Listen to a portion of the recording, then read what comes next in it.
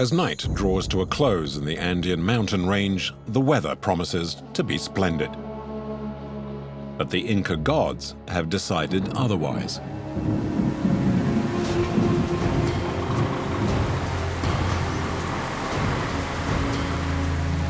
The rain took this driver by surprise.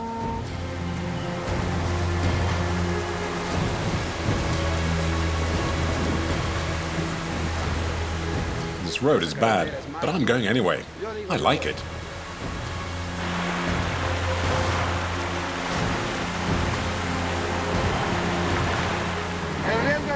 The danger is crashing into the small cars that zip along here.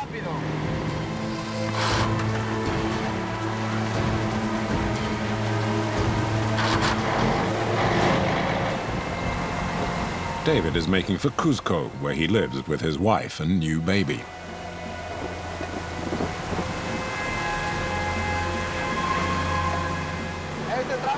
There's only one lane on this road, and it's narrow.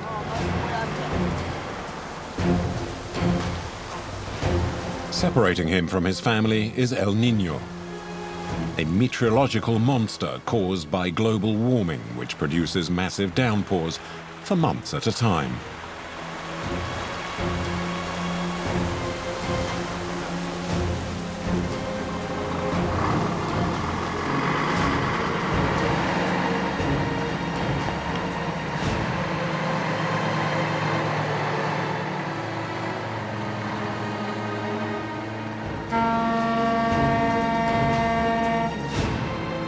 Seven hours later, the sun finally begins to shine down on the road.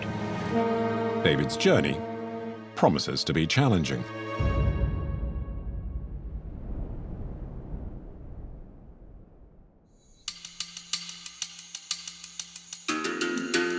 He's heading into one of the most beautiful jungles in the world, with a rich and amazing biodiversity.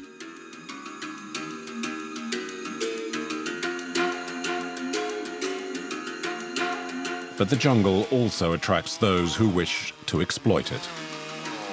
Above ground, its precious timber is being cut down. And below ground, the hunt for gas and gold has led to large areas being deforested and polluted.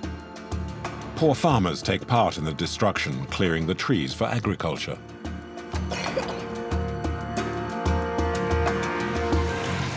Amazonia, one of the last untouched territories, is forever being scarred by the roads used by these new conquistadores. Nothing stops them. When the paths reach their end, they keep pushing through, braving whatever nature throws in their path.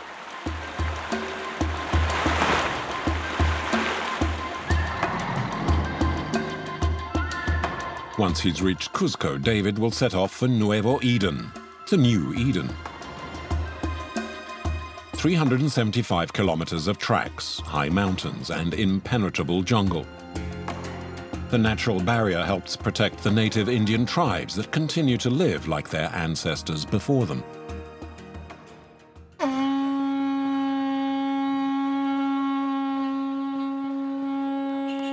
The same lament must have sounded out over Machu Picchu when the 16th century conquistadores destroyed the Inca kingdom. Today, the conquerors are the Peruvians themselves. David, the truck driver, always takes his family part of the way before he sets off for the big journey.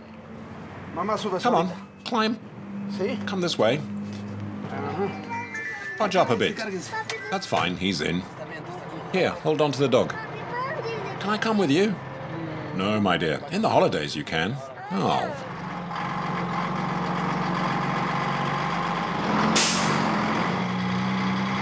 Well, it's not far where I have to load up with cement and take it to the Manu Park. We go with him so we can say goodbye. Sometimes he's away for 2 weeks, so we make the most of spending a whole day with him when he's here. And are you all alone during the school year? Yes. You do everything? Yes, I'm all alone. It can be hard.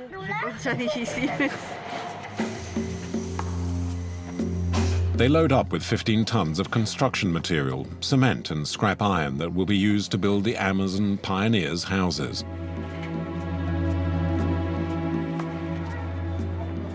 There's one ritual before he disappears for a couple of weeks. A little ice cream?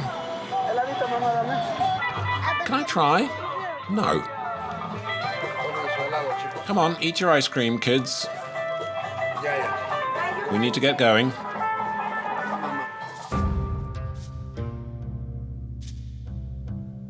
Once he's on his way, David's focus shifts from his kids to the road. This will take us up to 5,000 meters.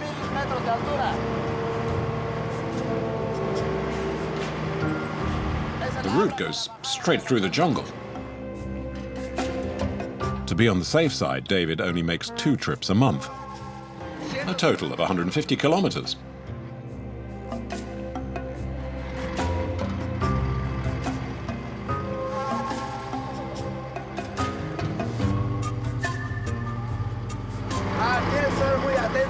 Now you have to take great care and to focus. You must be well rested.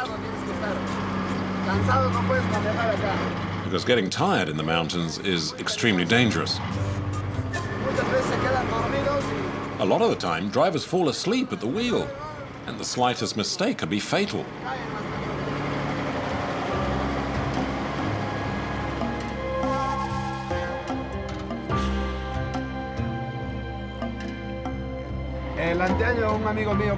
Last year, one of my friends went off the road here. Because the road is in such a bad state, his steering went.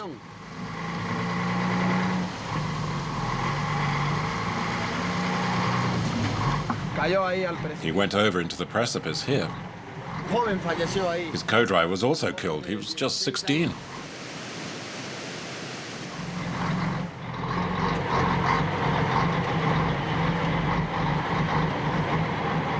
Conquistadores were hunting for El Dorado, the legendary Inca city of gold.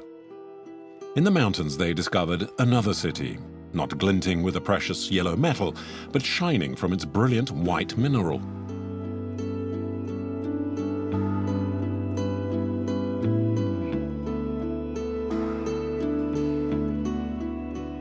For 2,000 years, the Maras tribespeople have been collecting salt from the saline water streams flowing down the mountainside. David delivers one of the tribe's few concessions to modern life: cement to reinforce the walls of their pools.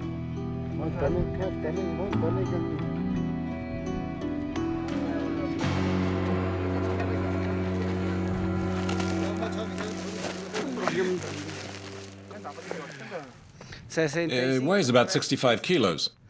It's heavy. It's a big stone. Oh, it's tiring.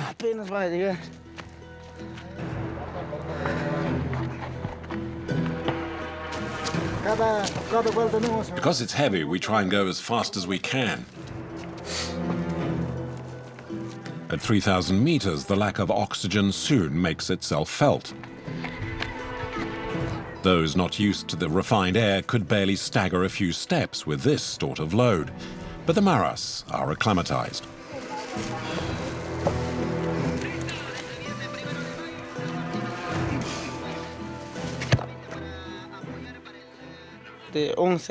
I've been working here since I was 11. I'm 33 now, so that's 22 years I've been in the salt works. My back hurts the whole time, but it's part of our work. These stones will now allow us to repair the wall. We can raise it up by 1 meter or 2. 4,000 pools have been dug out of the mountainside over the past 20 centuries.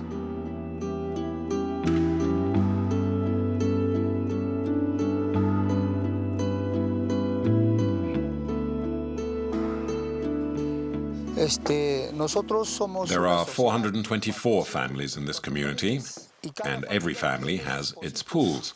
The number depends on what they've inherited from their ancestors. Before they fill the pools with salt water, the maras carpet the bottom with white earth. It's a means to ensure the salt is white when it crystallizes and not the dark, earthy color of the mountains.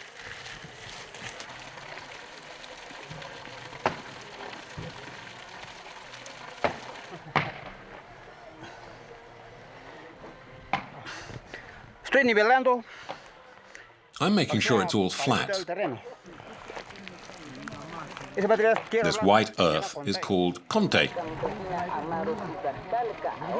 It takes about a month to build one of these pools, helped along by a natural fortifying tonic.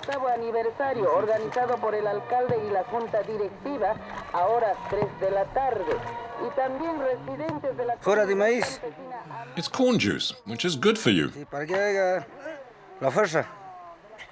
We work better with some chicha.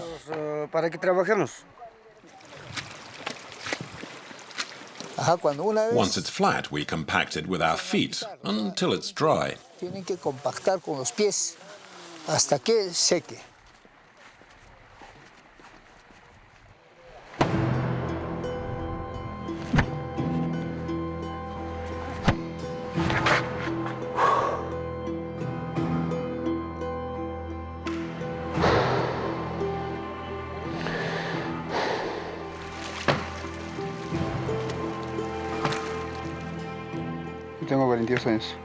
I'm 42 now, and I've been doing this for 17 years.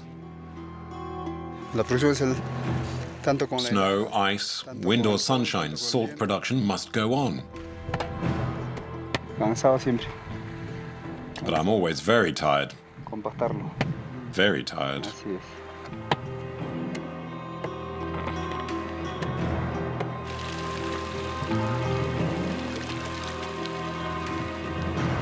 After the various stages of evaporation, the white gold can be collected.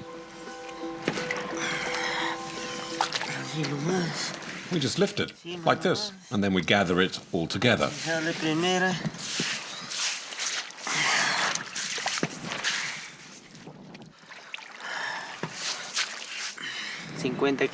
About 50 kilos is worth $9. On average, the maras make barely over $100 a month from the salt. David, the truck driver, doesn't make much more, on top of which he has to face all the dangers of the road. Ahead, a landslide has brought about 50 vehicles to a halt.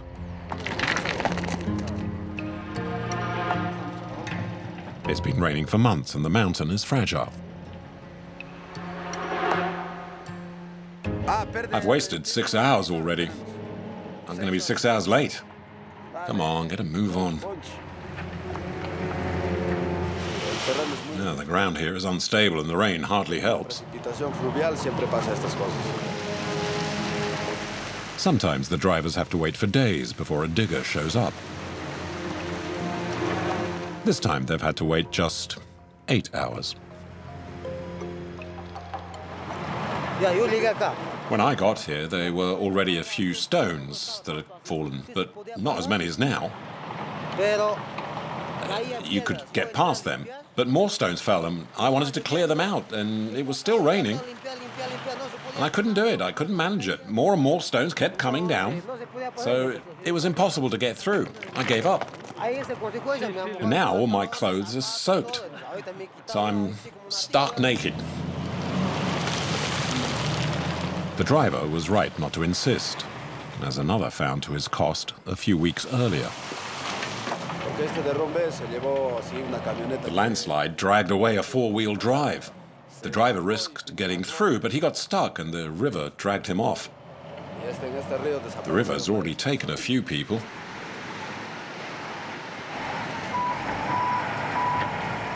After 2 hours, the road is almost clear. David tries directing the traffic to avoid everyone rushing forward at once. Here, boss. Go on the other side so those cars can come through. Or they can go by on the right. No, but then we'll all get stuck. There are a few cars on this side. And they can't all get through. Look, there'll be a traffic jam otherwise. Get over to that side.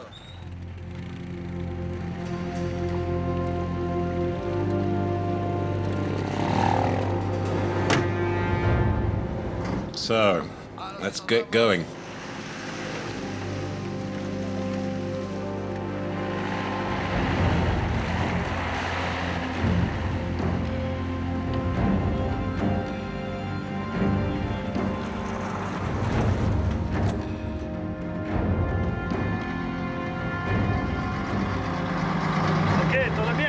Is everything okay now? Oh yeah, we can get through. The drivers take it in turns to go, and the discipline pays off, as each of them know a traffic jam in this place could be fatal.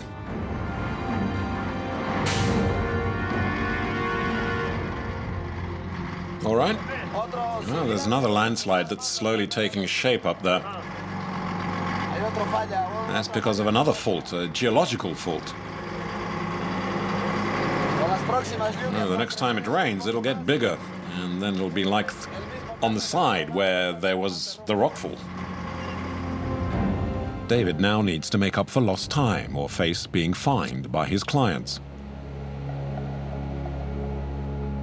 The roads in Peru are not all made of mud and loose stones.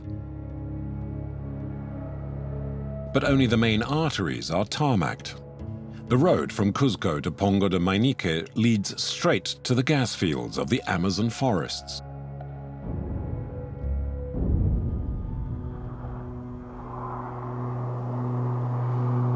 It twists and turns through the glaciers of the Andean Cordillera,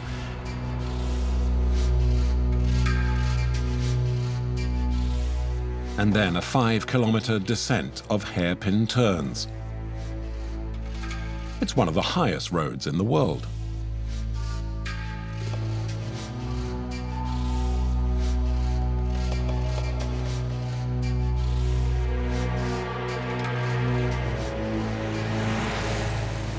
Valdia and Luis, his assistant, make this journey once a month. But each time, they're uneasy.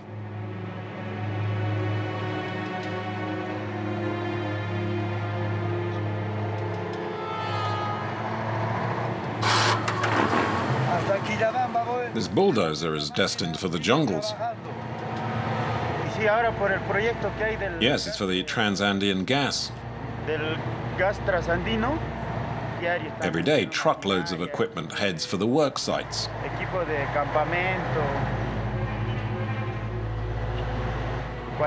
We're now at 4,580 meters. That high and no heating in the cabin.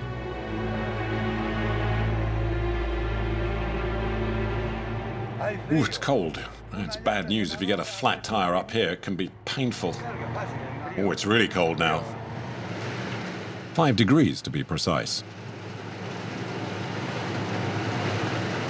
The air brakes, with the rarefied conditions at this height, don't function as efficiently. It's the air compressor. It seizes up at this altitude. Yes, there's little oxygen up here.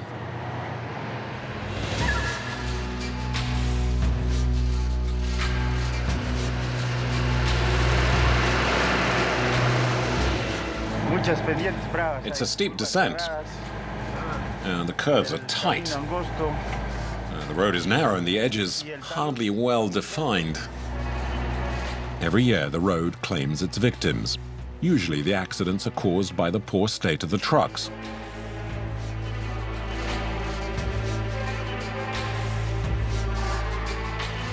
Like this windshield wiper, which has given up the ghost.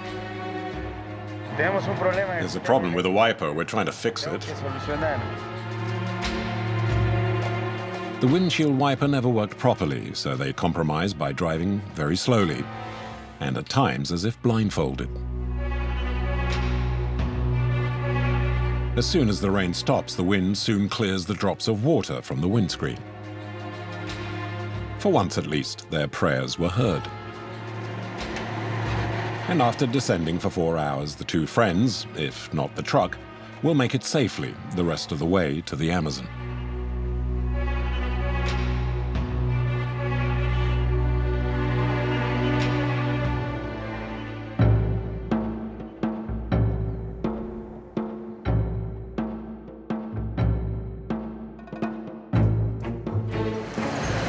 As for David, he's still trying to make up the time he lost at the landslide. He steps up the pace, just where the road is most dangerous.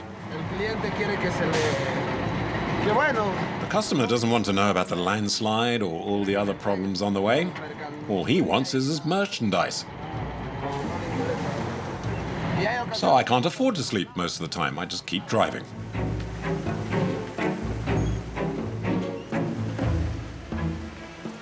Well, they'll pay, but the trouble is they may not call me again and use someone else.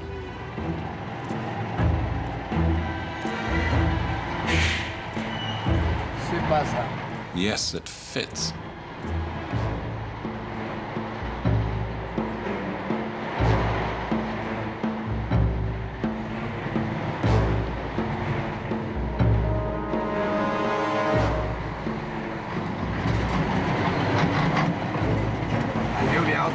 It's still raining. We need to hurry up. At this rate, another landslide will soon block the road. Because along here, there are about 4 or 5 landslides every day. So it collapses often. Oh, yes. If we'd had a bigger load, we wouldn't have been able to get through. Meaning the road is so saturated that it could give way at any moment.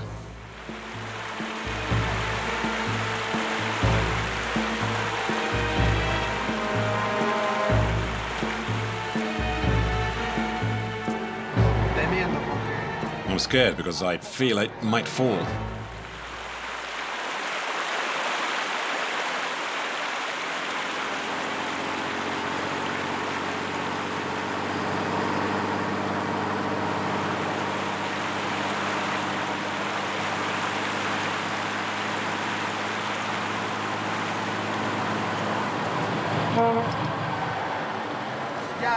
To get through, I point the truck in the right direction and just go for it.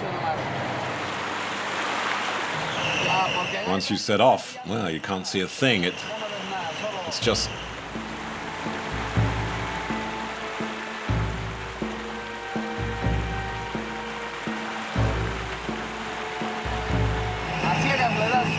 "10 seconds, and then you're through it."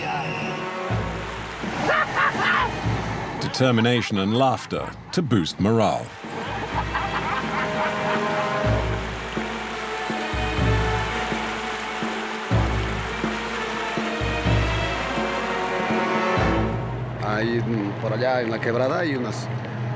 Over there are some wreckages that are beginning to rust. And here some other truckers drove off the road. And over there are the crosses to the drivers who were killed.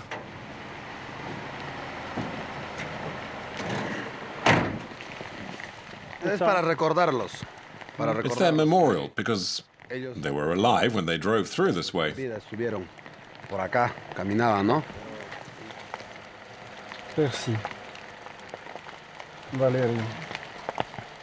And look, these chapels are just temporary. The mountain is about to collapse and we'll bury them.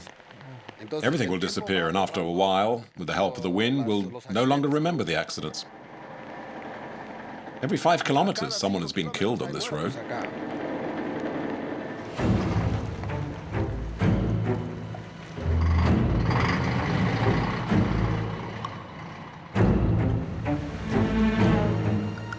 David's truck has run up 3 million kilometers on the clock, but there's nothing that will make him change it. If you feel the truck's going to go over, then you jump, save your life. So having a really nice truck isn't worth it. It's too much money. My truck is old, but it still works well. Never causes me any trouble, and we understand each other. After 15 hours on the road, David reaches the heart of the so-called lungs of the world, Amazonia. Every trip he makes here, the forest seems to retreat a little further.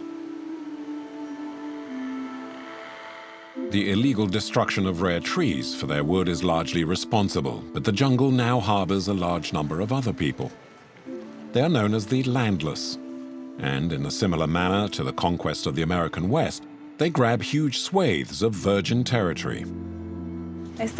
Our group consists of several families. We own nothing, no land, no home. We found this land and we don't know who it belongs to, so we occupy it as best we can. It's about 1.5 hectares. If no one shows up to remove them, they will hope to make a living from cultivating the land. Most are mountain people, farmers who have fled the poverty of their villages. This is mine, you see? Idalia used to be a tourist guide in Cuzco. After being without work for 2 years and with no unemployment pay, life became very hard indeed. She left town taking her 2 children. When we first arrived here, there were plants everywhere. All that area there? Well, it was like that.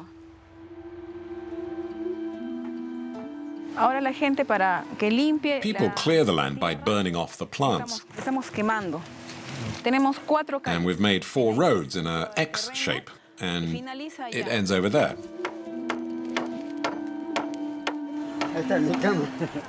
Is that where you slept last night? Oh yeah, this is my bed. Didn't you get wet with all the rain? No, I used a plastic cover. 40-year-old Sabina is flattening the entrance to her hut. I built my own home. By yourself? Yes. You did all this on your own? Yep, all by myself. The kids are too small to help. They tried, though.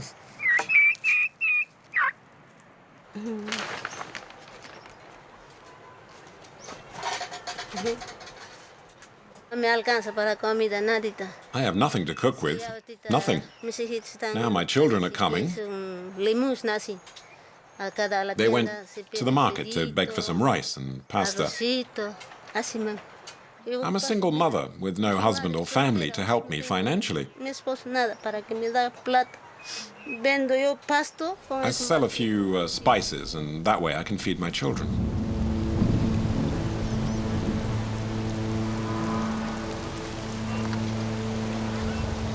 One day, the landless might be able to make something of this village in the jungle.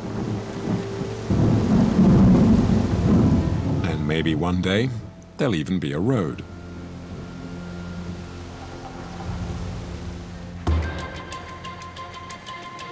And it might be David who brings them their first goods.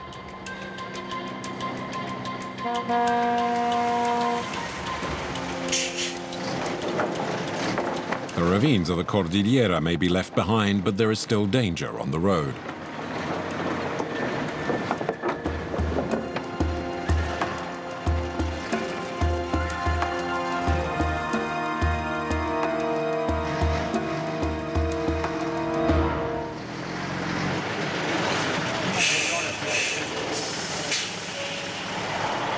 No, it's the tree that stopped me.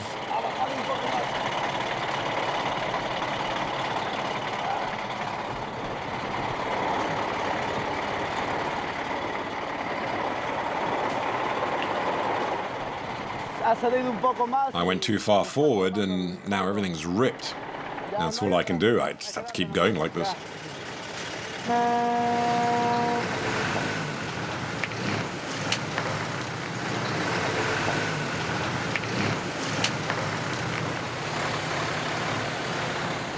It's ripped through the cover. Well, that's the way it is. That's why everything falls apart out here.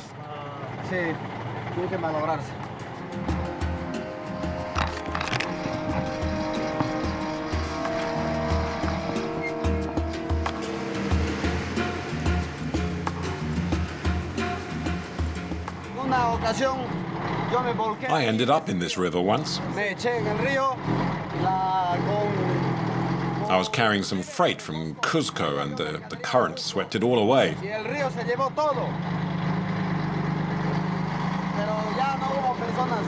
It was the 25th of December, Christmas, and I ended up in the river.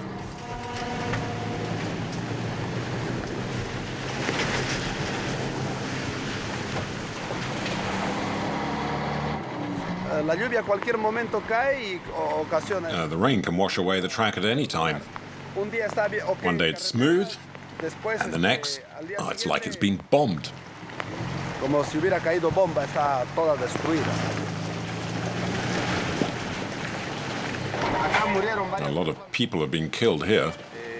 Hace 10 años. I had an accident here 10 years ago. Y había un forado, así estaba la carretera. There was a lot of undergrowth on the road back then, Con la lluvia, and it hit a big hole that the rain had made. un agujero enorme. Yo transitaba con el camión. Along I came, and the wheel of the truck went straight in. La llanta se metió al hueco. Yo caí I acá, tipped over here, pero toda and all the wood I was transporting went that way. en el cual tenía una vecina mía que viajaba. A woman, a neighbor who was traveling with me, was sitting up on one of the logs at the time. So we tipped over, and the woman was killed. She was crushed between the logs, and there were a lot of logs. Y pues bueno, a veces esas cosas lamentables. It was an unfortunate accident, and still affects me 10 years later. Situación que siempre, cada vez Every que time I paso come por this acá, way, I think of my neighbor, this dead la woman. vecina que falleció, pues. Her name was Olivia, Se llamaba Olivia. and she had 3 children. Falleció, tenía 3 niños. Ya And ever since then, llevé personas, I never take any passengers, just necesito goods, transportar no more. mercadería, nada más.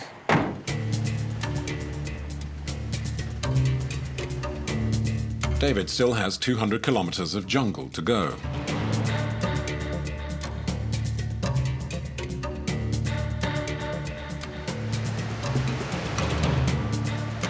In Amazonia, there are millions of kilometers of rivers and streams.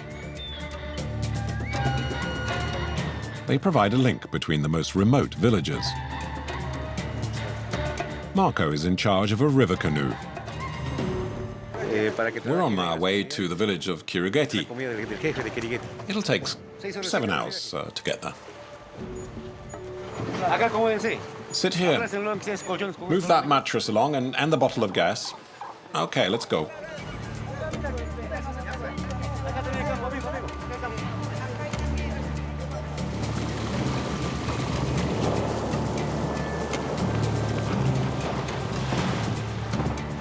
The river Urumamba provides a lifeline for a dozen or so villages. But a lifeline that's at the mercy of the river.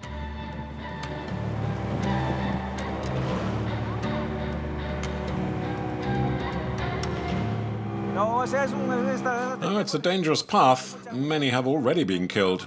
If you capsize, the chances of survival is 0.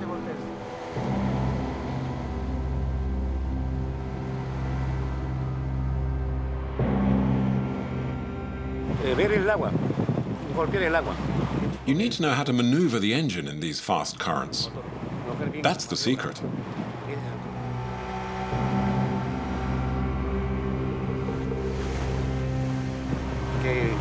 There are many accidents with people losing control of the canoes and smashing into the rocks. There's stones there and wham! Or a chunk of wood and wallop! Once there was a guy in his canoe with a heavy load of cement, and he must have had some bad moves, as he wasn't that experienced. 3 of the 5 passengers on board were killed. We're coming to the most dangerous part now.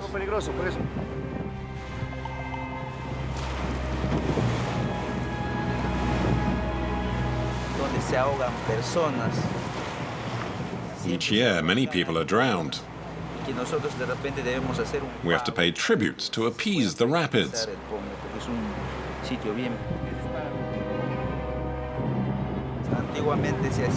Before we used fermented plants. Nowadays it's wine.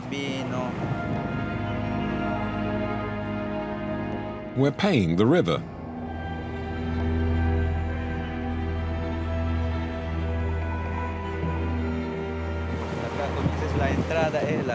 After this next turn, where it bends, it's the rapids.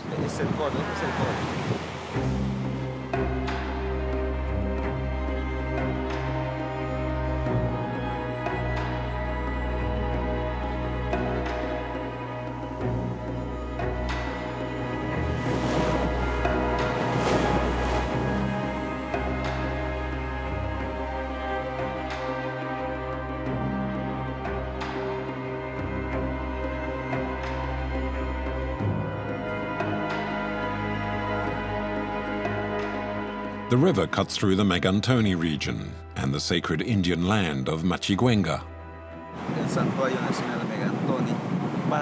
The sanctuary of Megantoni is a sacred place for us. It's where our ancestors are resting, in amongst the rocks. Que viven dentro de las rocas.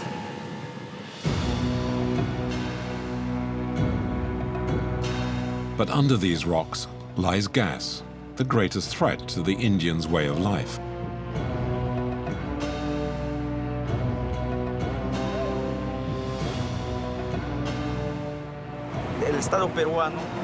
The Peruvian state keeps granting mining and hydrocarbon concessions, which only serves to destroy our ancestors and the reserve at Megantoni.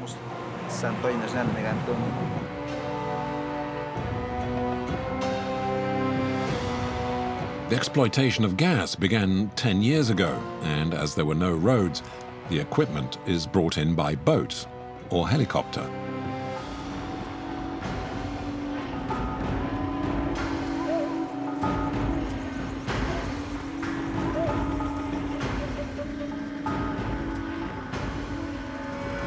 The Indians say the drilling and gas works have damaged the ecosystem.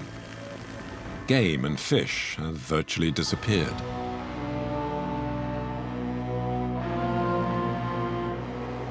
There's always gas leaks and the fish are affected. And with all the trawlers and boats, there's a lot of pollution.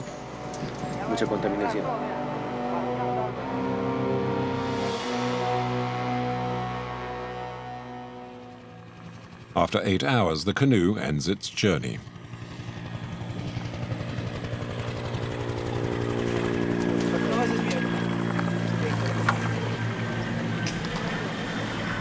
This is the Kirigeti native community. Kirigeti means carpenter because before there used to be carpenter birds here.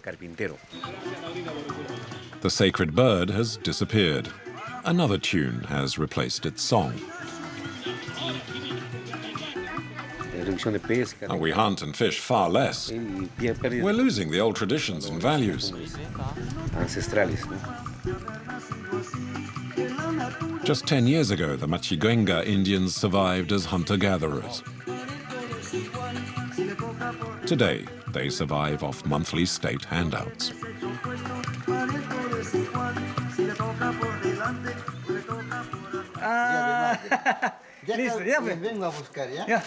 The village chief says civilization has invaded the jungle.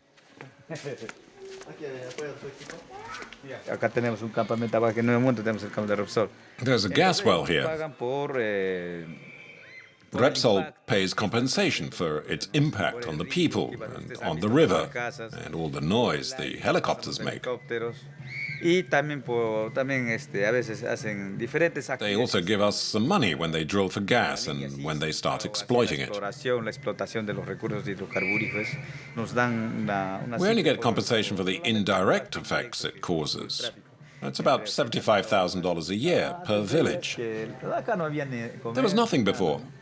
Nothing to eat. Nothing. There were no shops. Now there is one, and you can even listen to music. Everybody has a TV now, and most people have the same standard of living as everyone else in the country. We all have food, ice cream, and especially beer. There's always plenty of beer here. Beer is just one of the scourges that's been inflicted on the Indians since gas exploration began.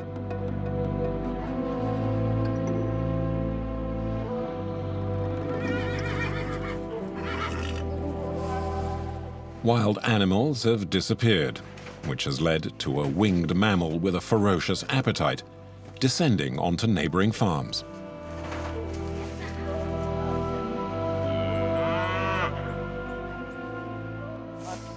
There are a lot of bats. It's not like before, there were hardly any. Now there are a lot. They injure the cows. There are an increasing number of them and they suck their blood. And there's nothing we can do as the bats are nocturnal animals. Oh, he's over here. Come and have a look. In fact, bats don't suck their victims dry of blood. It's the infection their bite causes that is the problem. And the farmers here rarely have the necessary medicines. There are a lot of bites, and that's why it's bleeding so much.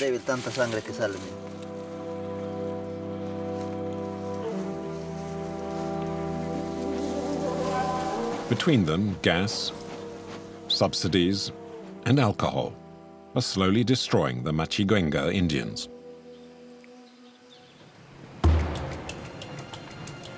Other tribes face a similar fate.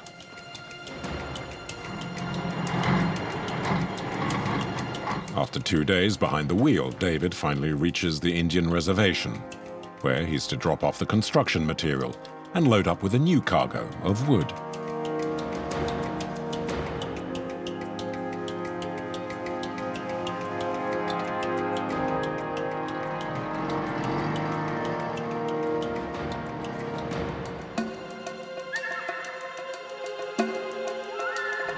He's a native. He's a Chintuyas Indian.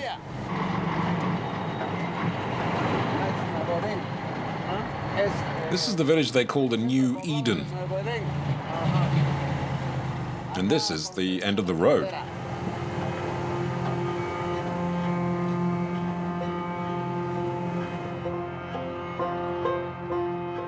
From a distance, it might indeed resemble a small piece of paradise.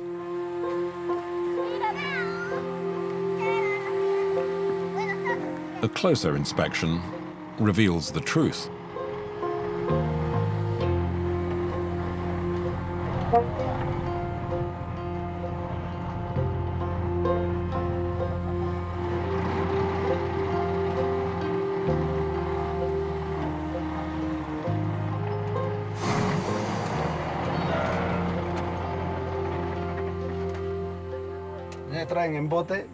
The lumber arrives from several places. It's shipped in by boat, and then small trucks bring it here, so we can load up.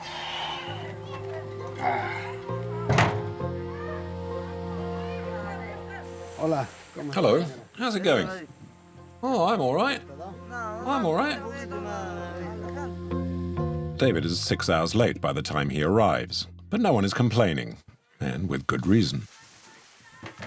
I have no idea when I'll be able to load up, because the news is bad. There are a lot of trucks here now, and I'll just have to wait. I've been here almost 3 days waiting for the freight for Cuzco. 3 days without work. The only compensation for the drivers is the shelter and somewhere to eat. 3 months earlier, he was in the middle of the jungle and had witnessed a rare scene. Did you film this? Yes, with a small camera. It's incredible, I can hardly believe it. But it's real. The Indians that are shouting from the opposite bank of the river are Masho Piro, and their lifestyle has barely evolved. The law in Peru forbids any contact with the tribe on pain of prison. The Masho Piro are not immune from the diseases of modern man, and a simple flu could devastate them. It's amazing in our day and age to see people who live the same way as primitive man, completely naked.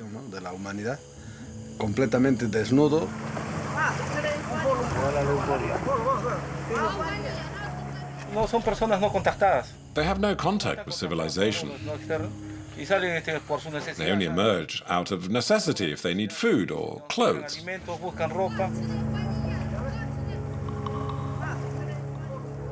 If they were happy to be in the jungle, they wouldn't try and leave it. I think they want to be part of our world because their needs make them want to get out and see the world.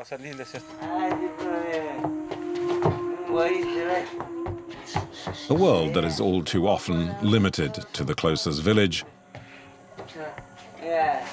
and what lies at the bottom of a bottle.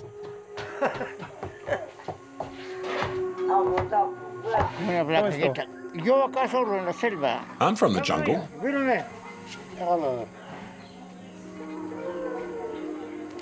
Hace un accidente motorista. Me? I'm now civilized, my friend. I live here. Here. And I'm slowly dying here. Because I have no land to go to.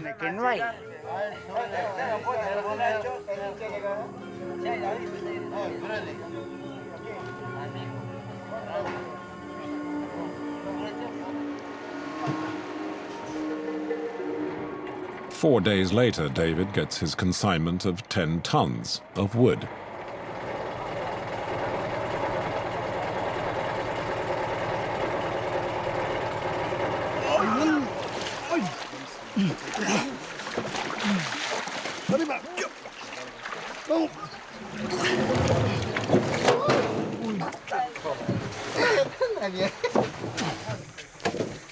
Each year, the Peruvian jungle is reduced by some 1,500 square kilometers, the equivalent of 2 New Yorks, and that figure is constantly increasing.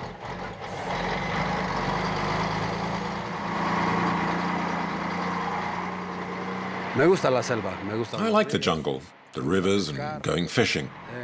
I like being in the jungle. But if nothing is done, some experts predict there will no longer be any jungle left by the year 2030.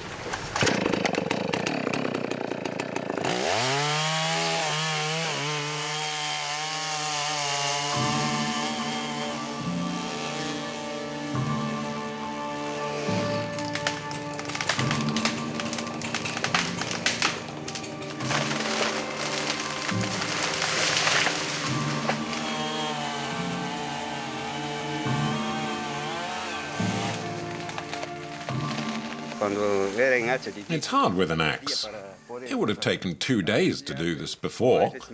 Now, with the modern equipment we have, it's just 2 hours. It's nothing.